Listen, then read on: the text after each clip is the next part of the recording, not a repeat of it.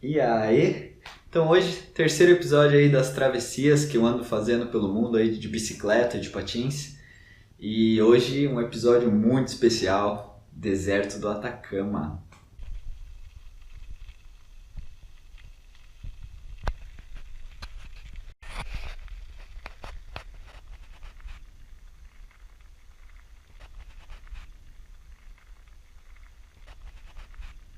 Então, sem enrolação, já vamos começar falando um pouquinho do deserto, que foi até hoje, 2019, comecinho de 2019, o lugar mais especial que eu já estive na vida. Foi algo assim, nunca vou esquecer na minha vida, foi incrível. Mas vamos comentar um pouquinho e começar com a estrada. Falar um pouquinho da estrada. E para eu falar um pouquinho da estrada, eu preciso falar como que foi o meu roteiro, tá? Eu saí de Antofagasta e fui até Baquedano.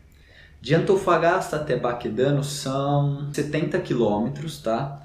E de estrada normal, de uma rodovia, tá? Então você vai vendo o deserto e tal, mas você não tá dentro do deserto. E daí chegando em Baquedano, que começa aí uma travessia muito legal, que é você cortar pelo meio do deserto mesmo e você pegar a B385, tá? Então você de Antofagasta a Baquedano deu mais ou menos 70 quilômetros. Aí, pegando a B385, você vai andar mais 150 quilômetros por essa estrada. E daí é uma estrada que é utilizada pelas pessoas que trabalham nas mineradoras, que lá tem muita coisa para pegar minério e tal, no meio do deserto. Então essa estrada é só utilizada por essas pessoas. E muitos caminhões, só caminhão passando por você, só caminhão.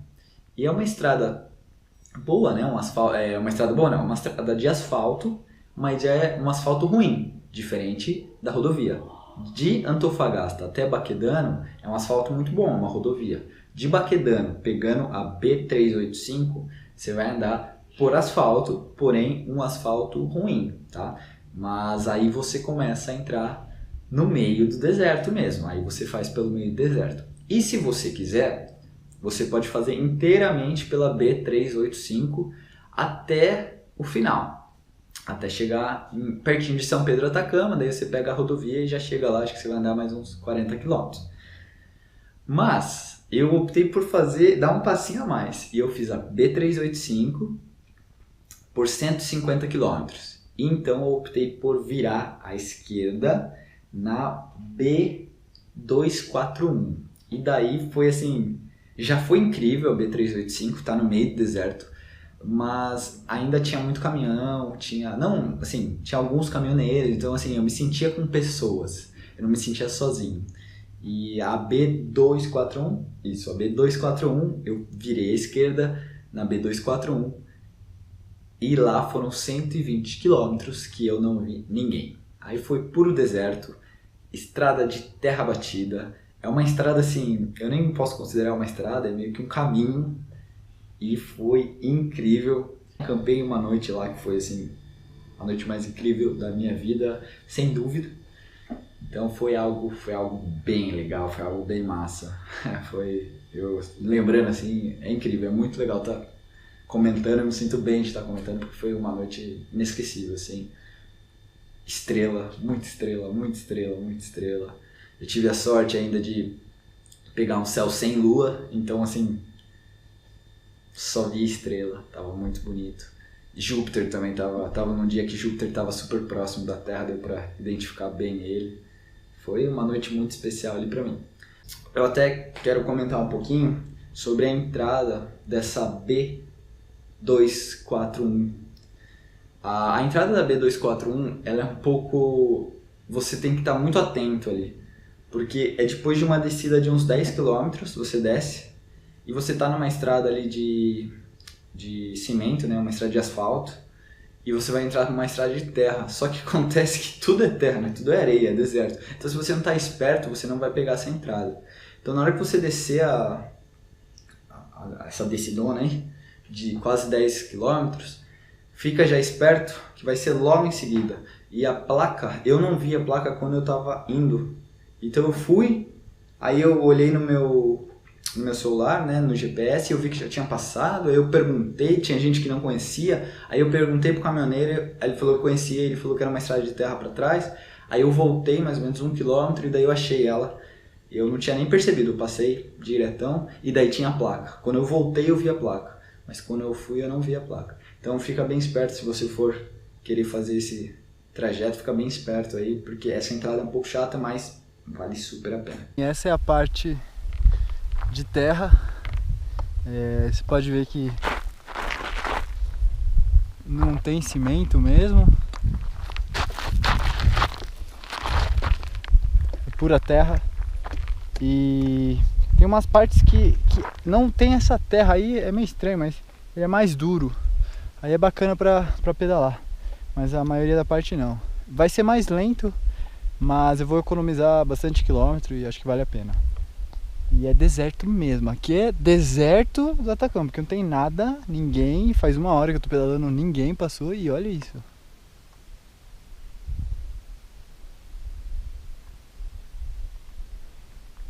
E então, falei sobre a estrada, agora eu vou falar sobre o clima. Então vamos lá.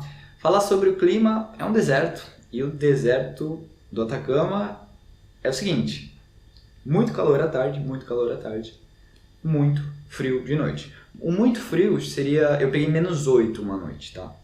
Que com os meus equipamentos, com a minha barraca e com o meu saco de dormir, foi uma noite ok. Eu não cheguei a passar frio, mas não cheguei a passar calor. Geralmente passo muito calor com o meu saco de dormir, com a minha barraca, eles são bem bons, assim, protegem bem. Mas essa noite não, essa noite foi uma noite, foi bem gostosa. Essa não, essas noites, mas principalmente a de -8. Eu cheguei a pegar 0, -2, -8. Quando eu tava no meio do deserto, acho que foram 3 noites no meio do deserto. Uma noite em Baquedano, e daí eu chego na 5ª noite. Cheguei em São Pedro Atacama e já estava na cidade. Mas então foram 3 noites no meio mesmo do deserto, onde eu peguei 0, -2 e -8. Então é frio, você tem que ir com equipamentos bons. Mas assim, eu não passei mal. Assim, com os equipamentos que eu tava, foram noites muito boas. E é muito seco, tá? É muito, muito, muito, muito, muito seco. Até vai dar um gancho para eu falar depois sobre comida e água, mas você tem que levar muita água, e porque é um lugar extremamente seco. E venta bastante, tá? Assim, como eu sempre digo também, eu fui em determinada época, eu fui no final do outono, fui em maio, final de maio, acho que foi final de maio não, meio de maio eu tava lá. Então ali, finalzinho de outono, e nesse período eu peguei bastante vento, peguei, como eu disse, a noite um pouco mais fria aí, né, passando sempre de 0 ou abaixo, e a temperatura. Então foi isso que eu acabei encontrando ali no meio do deserto. E o vento à noite fazia muito vento, e de dia também, de dia ventava muito. Os 2 primeiros dias eu peguei vento a favor, terceiro dia eu peguei vento contra. Nos outros 2 dias eu não lembro ao certo, então eu tenho certeza que não foi nem vento contra nem vento a favor. Então ou o vento estava de lado ou ele estava bem baixo. Mas os 3 primeiros dias eu lembro muito que foram ventos muito fortes. Os 2 primeiros nas minhas costas, então me ajudou muito, porque era subida. Isso é uma coisa legal também de falar, porque você sai de Antofagasta no nível do mar, e você vai chegar no máximo ali quase a 3.000 metros. Então é bastante subida, tá? Principalmente no começo ali, os primeiros 200 quilômetros, porque ao todo são 340. Os primeiros 200 quilômetros é subida, subida, subida, subida. E dessas subidas, os 2 primeiros dias, né? Então o vento me ajudou muito, então meio que compensou, porque estava muito forte. Em compensação, no terceiro dia, o vento estava bem contra, foi bem difícil, furou meu pneu, foi um dia bem difícil. Foi o dia que eu menos andei em toda a trajetória aí, viajando pela América do Sul. Eu andei só 40 km, deu 39 km na verdade. Então foi algo mais difícil, mas nada assim que comprometesse muito.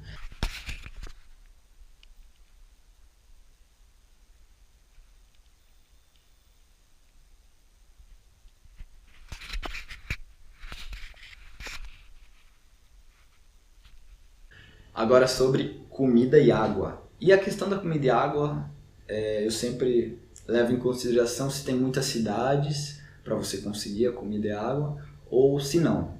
No caso, não tem muitas cidades, pelo contrário, assim, Você vai chegar de Antofagasta a Baquedano, então tem uma cidade, primeiro dia é tranquilo, você consegue comida e tal. A partir do momento que você sair de Baquedano e estiver cruzando no meio do deserto mesmo, não vai ter nada. Vai ter... Eu vi algumas casas, assim, um povoado, que eram algumas casinhas, que provavelmente são dos mineradores, mas eu não cheguei a ir pedir nada lá, porque no meio do deserto tem uma dica muito boa, que é pedir para os caminhoneiros. Os caminhoneiros sempre vão passar, vão dar oi para você, vão buzinar, e eles são muito gentis, são muito legais, e alguns param para dar água e tal, sem você pedir. E se você precisar é só pedir. Todos que eu levantei a mão e fazia o movimento de água, todos me deram, todos pararam e me deram água, tá?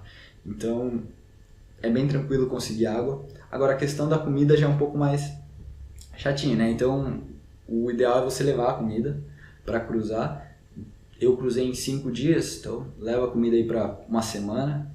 E aconteceu coisas legais também de eu receber comida. Eu recebi de um caminhoneiro um negocinho de arroz com salada que foi incrível. Foi exatamente no dia que antes de eu entrar nessa B241, e daí em seguida eu acampei. Então eu acampei num lugar lindo, sem ninguém, e fiz um arrozão lá muito da hora, tava muito gostoso. Foi uma noite assim incrível, provavelmente a melhor noite aí da minha vida.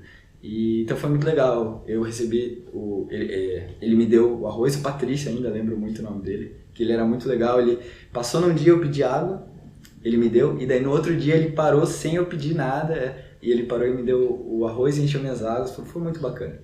E daí também, quando eu tava para entrar nessa 241, que eu comecei a perguntar, que daí teve um cara que falou, você tem que voltar e entrar. É o Davi o nome dele, também lembro muito o nome dele, foi muito legal, a gente ficou conversando uns 15 minutos, e ele me deu muita coisa, me deu bolacha, me deu amendoim, me deu um monte de coisa, encheu minhas águas, então foi muito legal. Então assim, água, não se preocupe, você vai conseguir. Comida, o ideal é você levar, tá? Não depender de as pessoas te ajudarem ali, porque a água eles vão te ajudar sempre, agora a comida talvez não tenha, né? E então a água eu levei um botijãozão lá de 5 litros e foi tranquilo. A única coisa, se você fizer a minha travessia que eu fiz, na hora que você entrar na 241, aí cuidado, aí leva água bastante, são 120 km que você não vai encontrar ninguém, ou se você encontrar, muita pouca pessoa, então leva água. Agora o resto do percurso, fica tranquilo com água, quando você precisar é só pedir. Vai ficar gostoso. Jantar hoje vai ser primeira classe. E agora vamos falar sobre a noite, é o último tópico. Isso, o último tópico antes da minha opinião. E a noite é bem simples, né? É um deserto, você acampa onde você quiser, você fica onde você quiser, é a coisa mais sensacional do mundo. É o seu hotel 1 milhão de estrelas ali. Eu sou uma pessoa que gosta de me esconder ali na noite, então eu não gosto de ficar em lugares que as pessoas possam me ver, por precaução mesmo. E então o deserto, a única coisa que você vai ter que se preocupar um pouco é com isso, porque é um deserto e assim, ele não tem montanhas, né? Ele tem umas montanhas, mas ele quase tudo é flat, né? Quase tudo plano.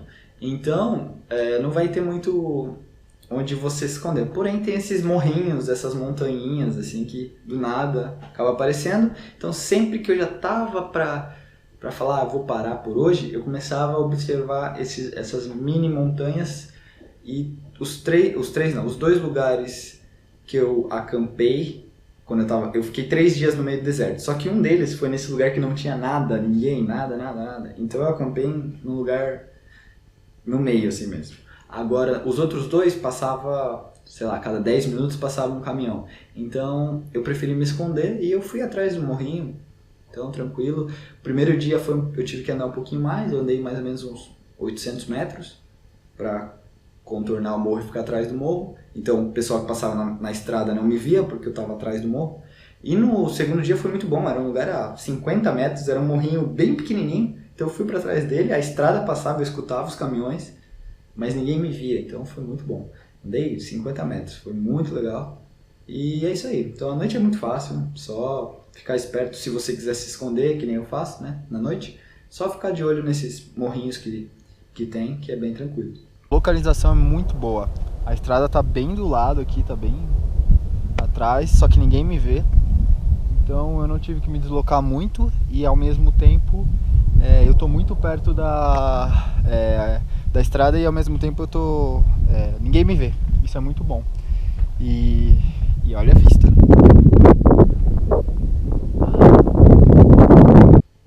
E por último, falar da minha opinião, aí como eu já até falei no começo, né? Foi a melhor experiência da minha vida até comecinho de 2019. Foi algo incrível e que eu sempre sonhei em fazer. Eu fiz da maneira que eu queria, né? Eu que fiz esse trajeto, eu vi o que eu gostaria mais de fazer e tal. Então, eu sou muito suspeito para falar, porque o Atacama mexeu muito comigo. Até hoje eu lembro com... Todas as travessias eu lembro com muito amor, com muita vontade, aí, com muito... Foram ótimos momentos, mas o Atacama foi algo assim que... Acho que mudou muito minha vida, assim, foi algo muito impactante para minha vida. Então eu recomendo demais e, como sempre eu falo, se tiver alguma dúvida, pode mandar aqui pelo YouTube, pode mandar no Instagram 10 Rodas, pode mandar no Facebook 10 Rodas, ou no meu nome lá, Felipe Fogaça. Então é isso aí, o que vocês precisarem é só dar um toque. E se vocês forem fazer a travessia do Atacama, aproveitem muito, que é uma coisa única. Valeu? É nóis!